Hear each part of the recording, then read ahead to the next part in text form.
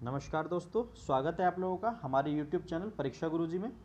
दोस्तों आज हम बात करेंगे परीक्षा के महत्वपूर्ण केंद्र बिंदुओं के ऊपर। तो चलिए बात करते हैं प्रथम प्रश्न के साथ में। प्रथम प्रश्न है कि किस संस्थान ने scientific advisory group for the origins on novel pathogens means sago, इसका गठन किया है। तो यदि हम इस प्रश्न के बारे में बात करें तो जो ये सागो है साइंटिफिक एडवाइजरी ग्रुप से जो पता करेगा कि जो नोवेल वायरस होते हैं वो नोवेल वायरस किस प्रकार से अफेक्ट करते हैं और किन किन वायरसों को नोवेल वायरस की श्रेणी में रखा जाता है। तो दोस्तों पहले इस प्रश्न के बारे में के उत्तर के बारे में बात कर लेते हैं। तो ये एक जो ग्रुप बनाया गया है ये बनाया गया है WHO के द्वारा। WHO जब से कोरोना वायरस आया तब से बहुत ज़्यादा एक्टिव हो चुका है और WHO के बारे में तमाम बार बात चलती रहती है। तो WHO के बारे में जैसे सब लोग जानते हैं कि हमने पहले भी अपनी वीडियो के अंदर बताया है कि जो WHO है इसकी जो स्थापना थी वो 7 अप्रैल 1948 में हुई थी। ठीक है, और अब बात करते हैं जो इसका हेडक्वार्टर है जेनेवा के अंदर। जेनेवा स्विट्जरलैंड में इसका हेडक्वार्टर है WHO का, और इसके अध्यक्ष हैं वर्तमान में टेड्रोस अधानो। ठीक है, अब बात करते हैं कि जो नोवेल वायरस होते हैं किन्हें नोवेल वायरस कहा जाता है, किन्हें नोवेल वायरस की श्रेणी में रखा जाता है। तो नोवेल वायरस के बारे में बात कर लेते हैं एक बार। नोवेल वायरस, तो दोस्तों जो नोवेल वायरस होते हैं, नोवेल वायरस वो होते हैं जिन्हें पहले कभी भी रिकॉर्ड नहीं किया गया है, जिन्हें पहले कभी भी रिकॉर्ड नहीं किया गया है। ठीक है, और जिस फैमिली से वो बिलोंग करते हैं उनके नेचुरल रिजर्वायर से ये एकदम आइसोलेट होते हैं। ठीक है, एकदम आइसोलेट होते हैं और इनके व्यवहार के अंदर म्यूटेशन बहुत ज़्यादा मिलता है। ठीक है, इसी प्रकार का वायरस था कोरोना वायरस, और तभी से कोरोना का भी नोवेल कोरोना वायरस बोला जा रहा था। क्यों? क्योंकि उसके अंदर बहुत ज़्यादा म्यूटेशन था और वो समय समय पर नेचुरल रिजर्वायर से डिफरेंट एकदम आइसोलेट होकर अपने म्यूटेशन शो करता था।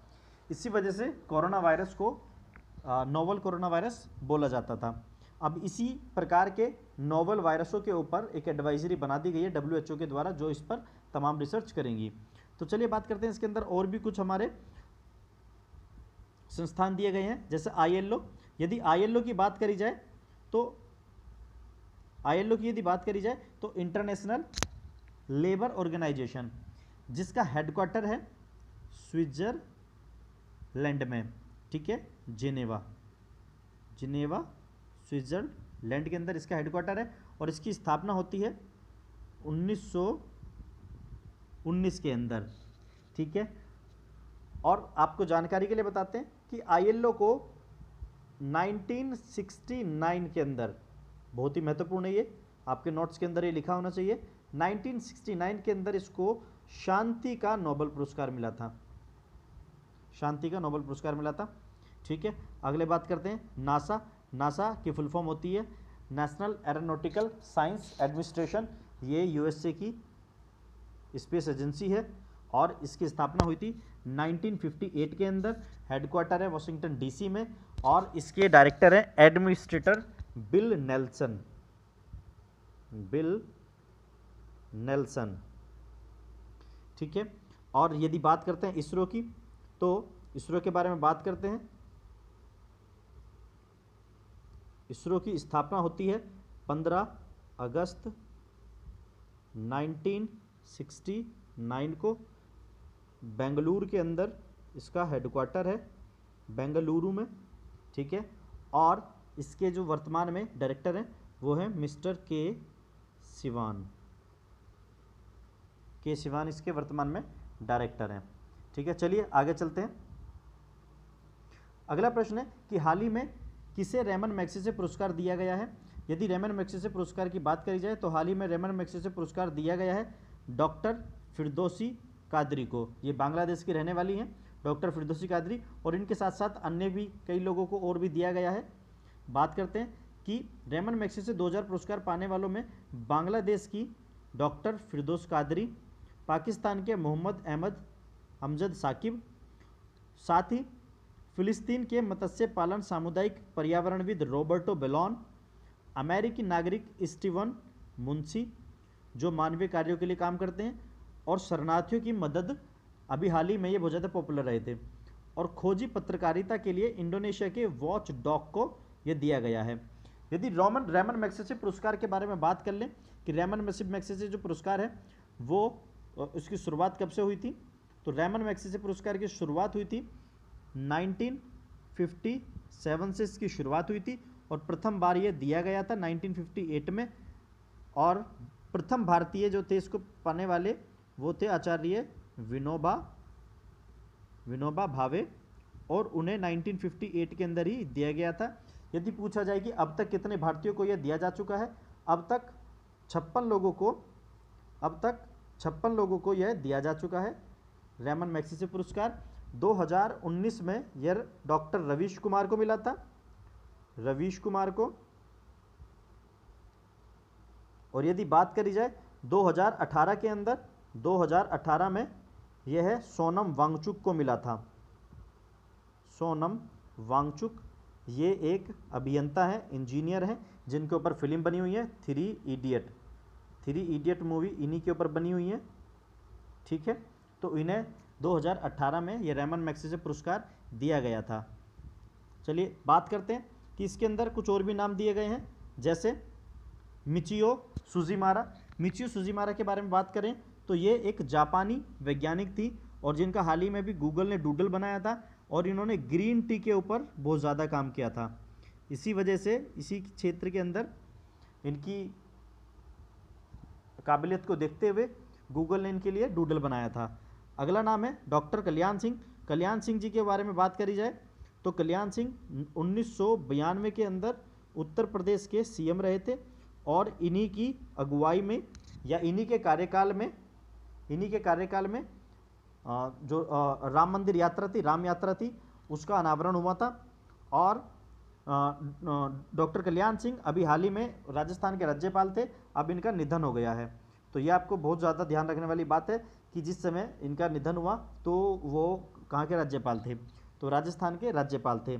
अगला नाम है दीक्षा शिंदे ये औरंगाबाद की 14 वर्षीय लड़की हैं, जिन्हें हाल ही में अमेरिकी अंतरिक्ष एजेंसी जिसका नाम है नासा ने एक वर्चुअल पैनल के अंदर पैनलिस्ट के रूप में इन्हें चुना है, और इन्होंने अपने ब्लैक होल के बारे में सिद्धांत दिया था, उस विषय पर ये पॉपुलर हुई और इन्हें पैनलिस्ट करा गया वर्चुअल पैनल के अंदर नासा के। ठीक है, चलिए आगे बात करते हैं, प्रश्नों के सिलसिले को आगे बढ़ाते हैं। अगला प्रश्न है कि कोलकाता नाइट राइडर को 27 रन से हराकर कौन सी टीम ने आईपीएल 2021 की ट्रॉफी जीत ली है। ठीक है, यह 14वां संस्करण था आईपीएल का, और इस 14वें संस्करण को जीता है चेन्नई सुपर किंग्स ने। चेन्नई सुपर किंग्स के जो कैप्टन है एमएसडी महेंद्र सिंह धोनी, जो भारत के सबसे सफल कप्तान भी बताए जाते हैं। और कोलकाता नाइट राइडर के यदि कप्तान की बात करी जाए तो कोलकाता नाइट राइडर के कप्तान थे Eoin Morgan Kolkata Knight Rider के कप्तान थे। ठीक है, यदि मुंबई इंडियन के बारे में बात करी जाए तो मुंबई इंडियन आईपीएल की सबसे सफल टीम रही है, जिसके कैप्टन है रोहित शर्मा।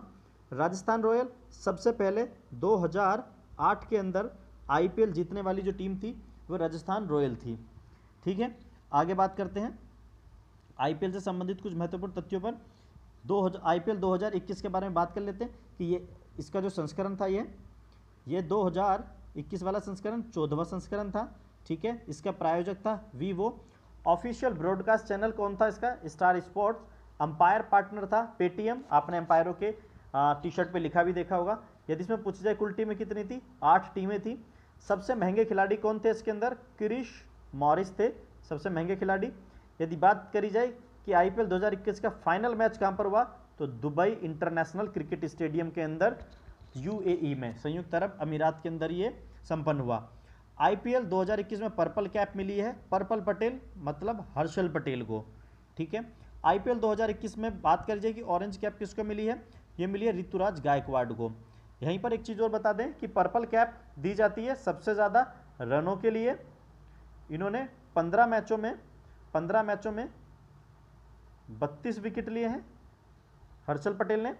और ऑरेंज कैप मिलता है सबसे ज़्यादा रन बनाने के लिए, तो ऋतुराज गायकवाड़ ने सबसे ज़्यादा रन बनाए हैं, इसलिए इनको ऑरेंज कैप दिया गया है। यदि बात करी जाए कि पावर प्लेयर के लिए वेंकटेश अय्यर को यह अवार्ड दिया गया है, और वेंकटेश अय्यर ये KKR के प्लेयर हैं।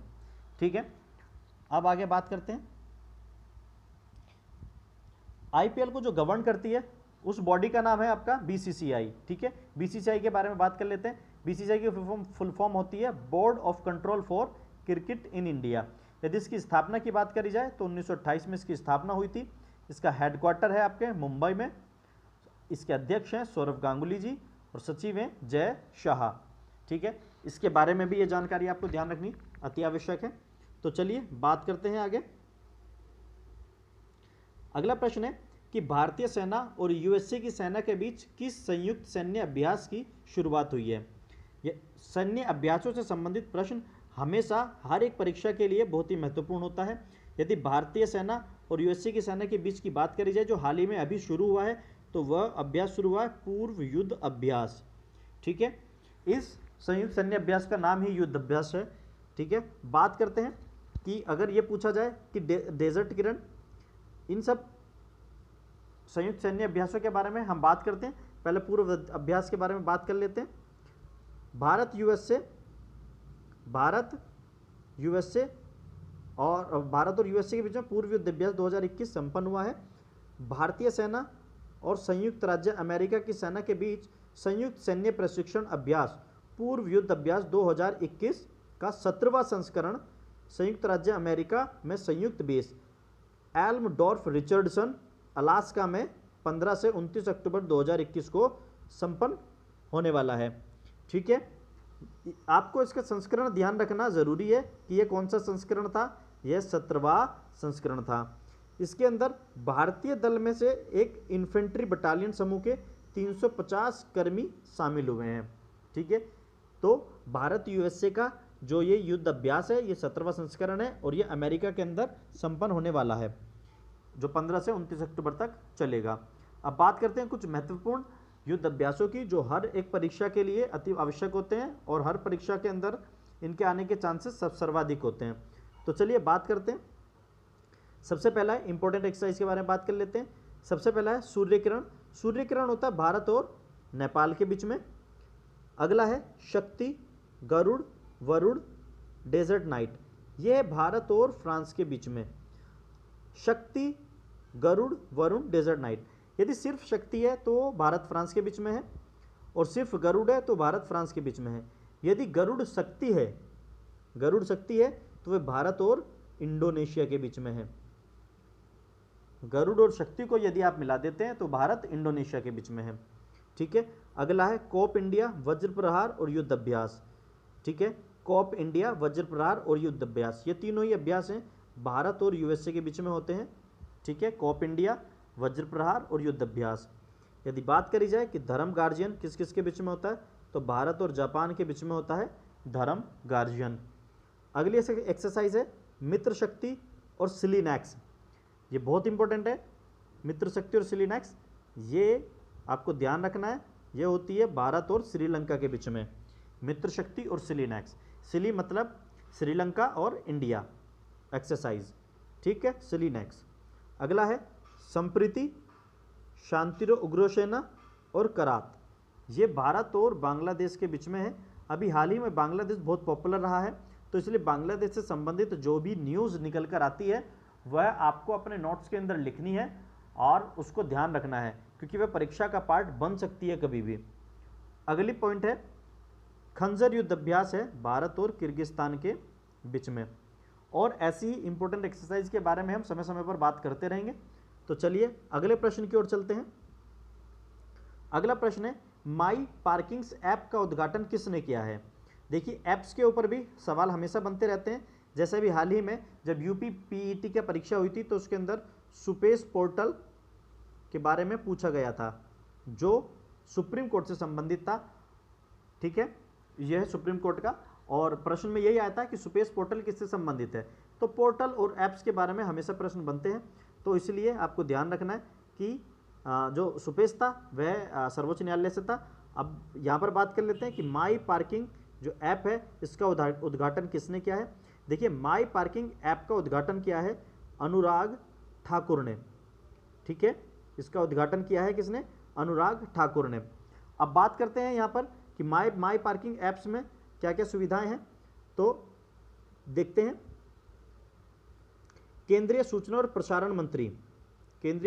प्रसारण मंत्री अनुराग सिंह ठाकुर, ठीक है, उन्होंने माई पार्किंग ऐप का उद्घाटन किया है।